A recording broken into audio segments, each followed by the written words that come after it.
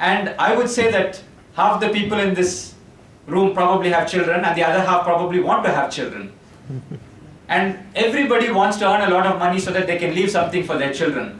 But actually, if we can't leave clean air and clean water for children, why do we even bring them into this world? So somewhere, as a human race, we've got our priorities wrong. We don't make enough noise about what is really precious. And what's really precious are the forests. Once they're gone forever. So it's really up to you and me to do something, and what that something is will come when I start answering questions. As a filmmaker, I realized that, okay, what can I do? I can take the message to millions of people. So basically, I'm using my core skills as a filmmaker and a naturalist to take very complex concepts and make it simple enough for people all over the country to understand and to say, yes, there is hope, we can save the tiger, this is what we need to do. So if you look at it, everybody has a core skill, everybody has a network of contacts. If we can harness this and even put a fraction of our time to do something, we can save the nature in this country. And I just want to come back to that interesting point somebody made, saying, don't worry about the planet can take care of itself. It was absolutely right, because the planet has been in existence for 4 billion years. It will probably continue to be in existence for at least another 4 billion years, no matter what we do to it. We can drop 1,000 nuclear bombs and the Earth will still continue. But I think if we don't do something, it's a sad and tragic thing, because when I look around me every day, there's tremendous advances in technology. We see it all around us. When I bought my first PC, I was really thrilled because it had a 40 MB hard drive.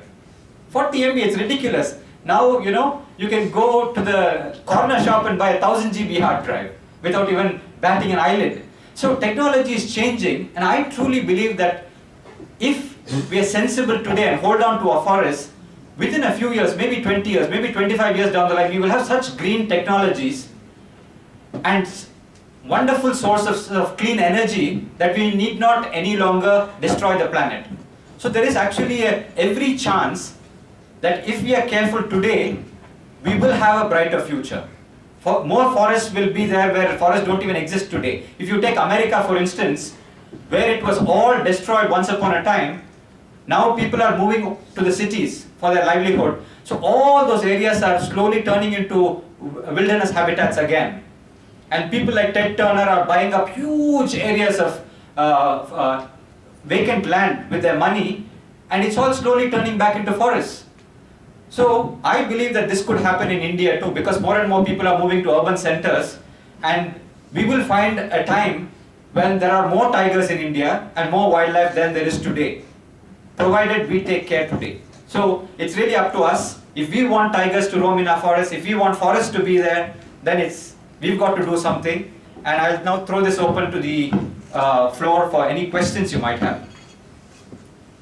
And we hope that somebody somewhere will do something.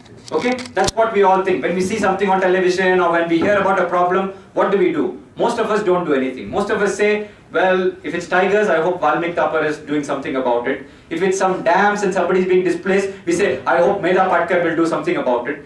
So in the end, the fate of the country is left in the hands of half a dozen people who keep on shouting for the rest of us. When are the rest of us going to start shouting? As Girish very rightly pointed out, we will not be able to save anything unless it becomes a mass movement. And who is this mass? It's you and me. I'll give you two examples of how individuals have made a difference that I have seen myself. One is Kudremukh in Karnataka. All I knew about Kudremukh was what most of you must have also have known in school, because in school they teach us iron ore comes from Kudremukh. I didn't know anything also about Kudremukh. In the year 2000, I went to Kudremukh on the invitation of some NGOs in Karnataka, and I discovered that it was a beautiful forest and grassland ecosystem, one of the most spectacular places on the planet. And what were they doing? A government undertaking, a public sector undertaking was just, like he was saying, chopping down entire mountains and destroying the Bhadra river also, because all the silt was going into the Bhadra river, and millions of people in Karnataka and Andhra Pradesh are dependent on that river. So for a little bit of foreign exchange, they were just destroying the forest and the river. So this small group of people I know, there's a group called Wildlife First in Bangalore, people like you and me who have day jobs doing other things, they decided this is not on, we are going to fight this. So they got together, filed a PIL in the Supreme Court, and I helped them by making an 11-minute film called Mindless Mining, the Tragedy of Kudremukh.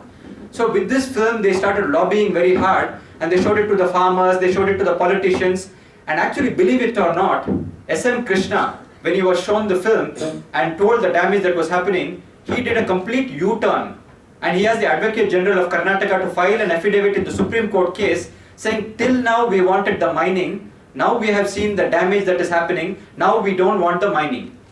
So based on all this, the Supreme Court passed a landmark judgment saying all mining operations in Kudremukh will stop. So in the year 2005, all the mining operations in Kudremukh came to a complete stop, and that mined area became a part of the national park. Now the fact is the company is still trying to do something there, but these people are still fighting, and it's a small group of individuals who did this. And they came under so much attack, so many false cases were filed against them, but they were brave enough to undertake all this and say, no, we are doing this because 3 rivers originate in Kudremukh, and if we don't do it, the area will be destroyed. So it takes that courage, and it takes that conviction, and it takes that attitude to say, these are my forests, nobody dares destroy it because I am not going to let it happen. So these are people like you and me who did it. I'll give you another example.